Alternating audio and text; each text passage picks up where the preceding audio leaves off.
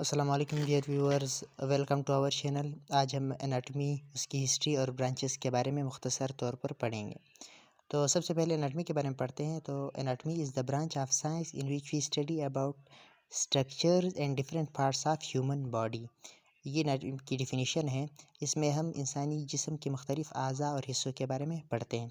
उसके बाद इसकी हिस्ट्री के बारे में पढ़ते हैं। तो हिस्ट्री ऑफ एनाटमी में दो बातें काबिल गौर हैं कि 5th सेंचुरी में एनाटमी की स्टडी या ये सब्जेक्ट इंट्रोड्यूस हुआ। उस वक्त इसका जो फाउंडर था उसको हिप्पोक्रेट्स कहते हैं, फादर ऑफ मेडिसिन भी उसको कहते हैं। लेकिन जदीद दौर में जो साइंटिफिक एनाटमी है उसके फादर को हीरोफिलस कहते हैं। ये दो बातें आपने याद रखनी है। उसके बाद एनाटमी के ब्रांचेस की तरफ बढ़ते हैं। तो एनाटमी की मेन ब्रांचेस भी है और माइनर ब्रांचेस भी है। मेन ब्रांचेस की ये चार है: grass anatomy, histology, embryology, neuro anatomy. तो इसको बारी बारी करके पढ़ते हैं। सबसे पहले ग्रास एनाटमी पर आते हैं। तो ग्रास एनाटमी का दूसरा नाम मैक्रोस्कोपिक एनाटमी भी है। इसकी तारीफ कुछ यूँ है कि the branch of anatomy in which we study about the structures which are not visible to the naked eye, यानी कि which are visible to the naked eye. तो ग्रास एनाटमी एनाटमी की वो ब्रांच है जिसमें हम उन स्ट्रक्चर्स के बारे में स्टडी करते हैं जो हम अपनी आँख से देख सकते हैं। हिस्टोलॉजी, उसकी डिफिनीशन भी सेम टू सेम उसी तरह है। सिर्फ फ़र्क ये है कि वहाँ पर हम नेकेड आई उसको नहीं देख सकते, यहाँ पर माइक्रोस्कोप का इस्तेमाल किया जाता है। तो हिस्टोलॉजी का दूसरा नाम माइक्रोस्कोपिक एनाटमी है और इसकी डिफिनीशन कुछ यूँ है कि the branch of anatomy in which we study about the structures or parts of human body which are not visible to the naked eye and are visible by the microscope। तो इसमें जो microscopic structures है उनकी study हम करते हैं histology में। और तरीका कुछ यूँ है। सबसे पहले हम स्पेसिमन को उठाते हैं। जिस चीज़ मतलब स्पेसिमन मतलब टिश्यू या सेल जिसको हम हिस्टोलॉजी में देखते हैं माइक्रोस्कोप के ज़रिए, पहले उसको उठाते हैं, फिक्सेटिव में रखते हैं। फिक्सेटिव वो सब्सटेंसेस होती है जो उस चीज़ को ख़राब होने नहीं देती, प्रिजर्व रखती है। उसके बाद हम फिर वहाँ उसको फिक्सेटिव से उठाते हैं और छोटे छोटे टुकड़ों में काट देते हैं जिसको सेक्शंस कहते हैं। उन सेक्शंस को बाद में हम फिर स्टेन करते हैं, यानी कलर करते हैं, डाई करते हैं, ताकि वो सही तौर पर हमें विजिबल हो।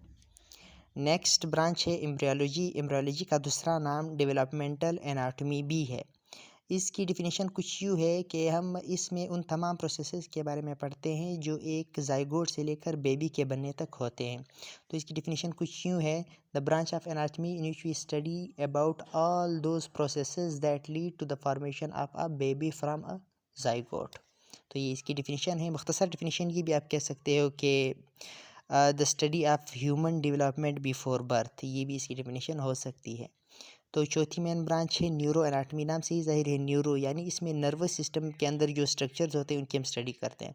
The branch of anatomy in which study about all those structures, for example nerves हो गए, न्यूरॉन्स वगैरह हो गए, एक्सॉन, सेल बॉडी, तो उन सब की स्टडी हम नर्वस सिस्टम में न्यूरो एनाटमी में करते हैं। ये तो हो गई मेन ब्रांचेस। अब कुछ माइनर ब्रांचेस भी है, उसके बारे में पढ़ते हैं। वो सारे सिंपल है बिल्कुल, नाम से ही ज़ाहिर है। Regional anatomy.